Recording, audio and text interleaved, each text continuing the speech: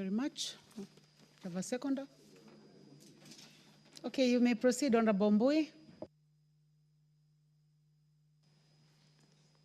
Thank you, Madam Speaker. Madam Speaker, I rise to support or to second the motion on the affordable housing regulations. Madam Speaker, first and foremost, I'm a member of the Committee of Delegated Legislation, and this committee is guided by the Statutory Instruments Act, which is very clear about what exactly has to be done when we make regulations. But it's important to note that when bills are passed into law, one of the things that most bills have is a part where now regulations can be made pursuant to the laws so that you can be able to, enable proper implementation of the laws. And of course, to put in details that sometimes are missing.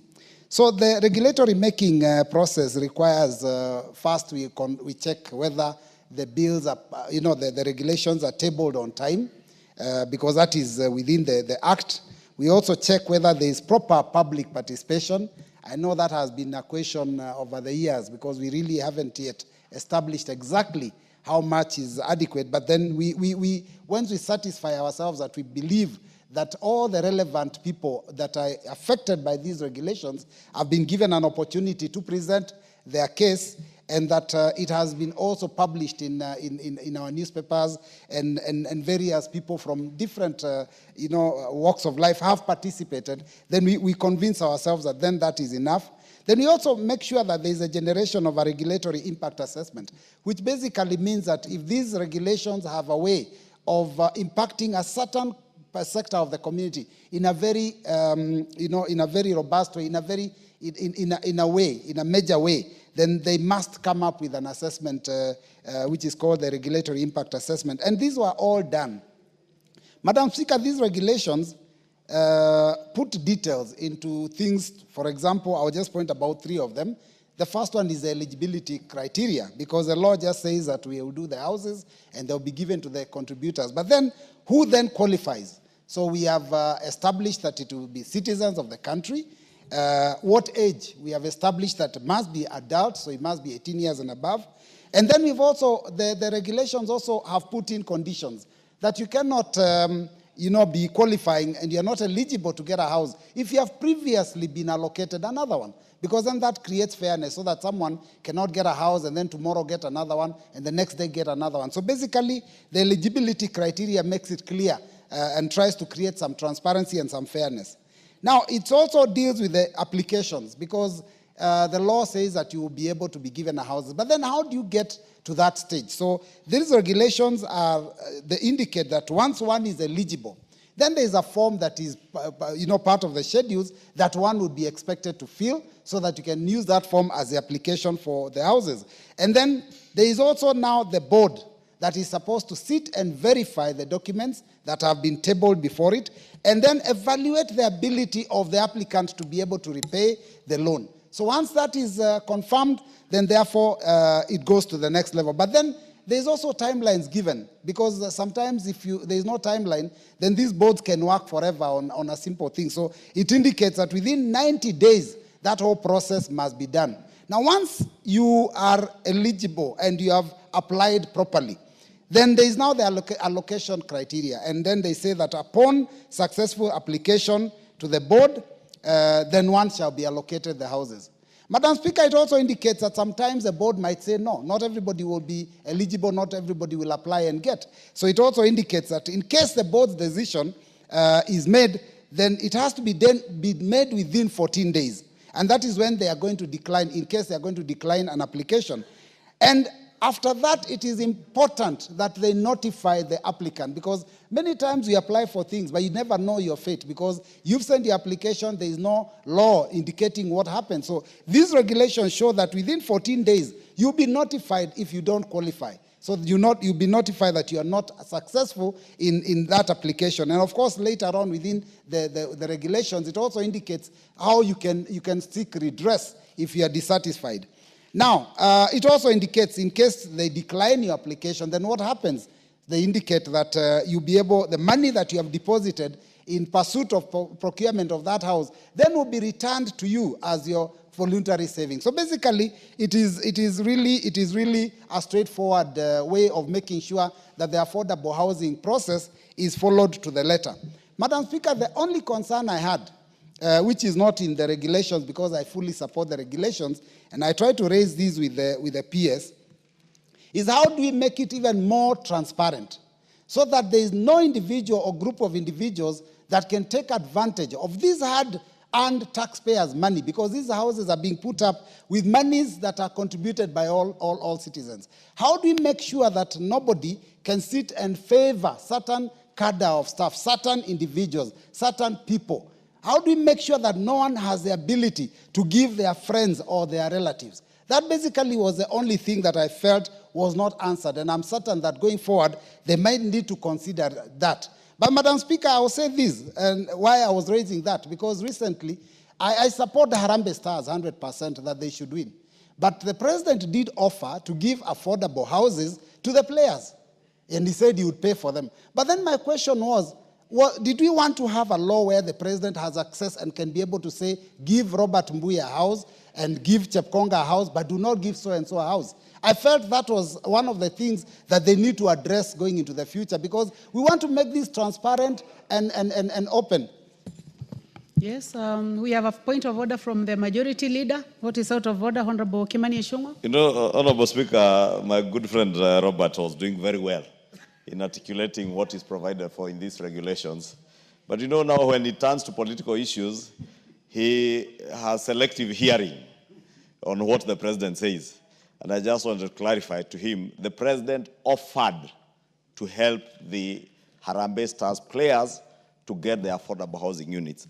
And if you listen carefully, he told them after that statement, the first thing you do, register. And that is what is being provided for in the regulations. So there is nothing in the regulations that allows the president, even the president, to give you an affordable housing unit. That is why he asked them to register. Then he will help them to pay for the deposit and get allocated the housing units. And that is exactly what you have been articulating there before, that the regulations provide for the criteria. And if you do not qualify, for instance, you may not qualify because you do not have a deposit. Therefore, the president is guaranteeing the Harambee Stars players that you will not fail to qualify because you did not have a deposit, since he will pay the deposit for them. And this is the spirit that we should be encouraging our Harambee Stars team to work with. And I was hoping that the Honorable Mbui would have now offered that the housing units that are being done in Machakos or in Kathiani, for instance, that he would also pay for a number of his constituents the deposits. Like I've offered to pay for 3 Mama Mbogas and 2 border riders in my constituency, affordable housing units for the housing units being done in Kikuyu. The deposit. Thereafter, they will be able to access the loans that are provided for here.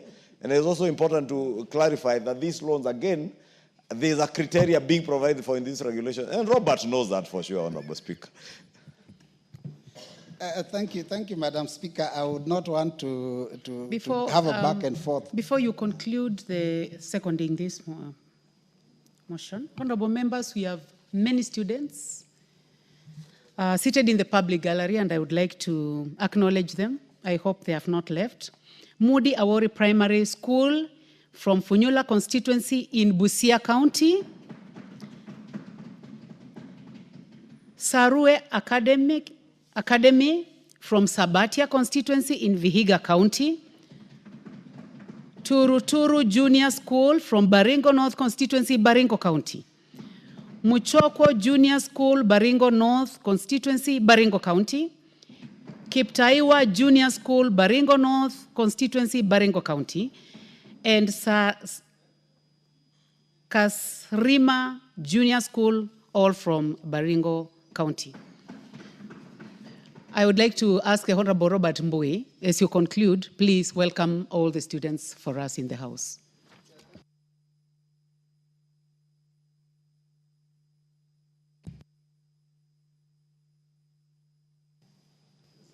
Please try the next Thank you, Madam Speaker. This one is working. On behalf of the House, thank you for this opportunity to welcome all those institutions that have come to the House of Parliament. Many times I hear members telling them that maybe they want to be members of parliament. I want to just go against that and say that there are many careers open in the world. This is just one of them. So you can be whatever you choose to be. And the sky is the limit for you when you're in school. So take advantage of that time, do the right thing, and ensure that you open the future for yourselves. Madam Speaker, as I conclude, I just wanted to say that the majority leader may have misunderstood me a little. I have actually absolutely nothing against the president and the wish to support Harambee Stars, because I'm a big fan. But Madam Speaker, my concern... Honorable Mbui, you have 3 minutes. Thank you, Madam Speaker. I'm just concluding. My concern was really, how do we make this affordable housing issue in such a way, create it in such a way that no one has authority directly, including the president, to be able to say, I can give a house to so-and-so. That authority must not rest in an individual, because this is money for all of us. These are taxes for all of us. I think it's important that that goes into the future regulations, because that's a question that I asked and the PS was unable to answer. And I want, as we go forward, we make sure that we tighten, because sometimes, and I'm not talking about the current regime, someone can be president and decide that all those houses will be given to their relatives and their friends at the expense of the taxpayer. So basically that is what I was saying. Let's just tighten the laws that we make in these houses. Make laws not for today, but for prosperity. Madam Speaker, with those remarks, I second. Honorable members, I now propose the question that this House adopts the report of the Committee on Delegated Legislation on its consideration of the Affordable Housing Regulations 2025, laid on the table of this House on Tuesday, 12th August 2025, and pursuant to provisions of Section 59(4) of the Affordable Housing Act, Act Number 2 of 2024, this House approves the Affordable Housing Regulations published as legal notice number 114 of 2025. Majority Leader. Thank you, Honorable Speaker. I beg to support this motion on the consideration of the Affordable Housing Regulations of 2025. Honorable Speaker, I hear what Robert Mbui says, Honorable Speaker, and it's indeed important that we have a set criteria first to determine who qualifies for affordable housing and how are these houses allocated. And that is precisely what these regulations, Honorable Speaker, are doing. Honorable Speaker, one of the things after President William Ruto commissioned and handed over the keys of Pukuru, affordable housing in Embakasi South, and later some other housing units in Kisumu and Harambee, and Kenyans got to see that, unlike what they were being told before, that this housing thing is all a lie. Because you remember many of our competitors on the political arena had said that this housing was a lie, it would never happen, is a conduit for theft, and this money would never build any houses, Honorable Speaker. And in fact, many have said in funerals and other political fora, asking, who told these people we want houses? Now, surprisingly, Honorable Speaker, the challenge now is on the demand. And therefore, it's imperative that we have regulations, as have been tabled before the Delegated Legislative Committee, regulations that will ensure that we have a clear criteria on how do we identify the beneficiaries of those houses, Honorable Speaker. Honorable Speaker, if you go to part 8 of these regulations, Honorable Speaker, on the miscellaneous provisions, it includes, Honorable Speaker, the categorization of affordable housing, because there is social housing, there is market rate housing, there is social housing, there is institutional housing. Therefore, this part categorizes what is an affordable housing unit, what is the social housing unit, and what is market rate or market value housing. For instance, the Honorable Robert Mbui, as was saying, as a member of parliament, he cannot, under any circumstances, qualify for affordable housing or social housing. But he can qualify for market value, which he will pay much more, or myself, for instance, Honorable Speaker, and many other Kenyans who are able to pay for market rate housing, Honorable Speaker. And therefore, when you apply for a house, you'll be able to classify in your application whether you are applying for social housing, that is at the bottom of the pyramid, or affordable housing or market value housing, Honorable Speaker. The same part also speaks to the establishment of an electronic system for the allocation of affordable housing unit. And it says that this electronic system is what the mover of the motion was alluding to, that there will be no human intervention, Honorable Speaker. When I apply for my market rate house, I do not need to know the principal secretary or the minister. I do not need to know anybody in government. Honorable Speaker, I was shocked the other day, a good friend of mine who is a bishop, asking me, how can you help me to get allocated a unit at the Kikuyu Affordable Housing project?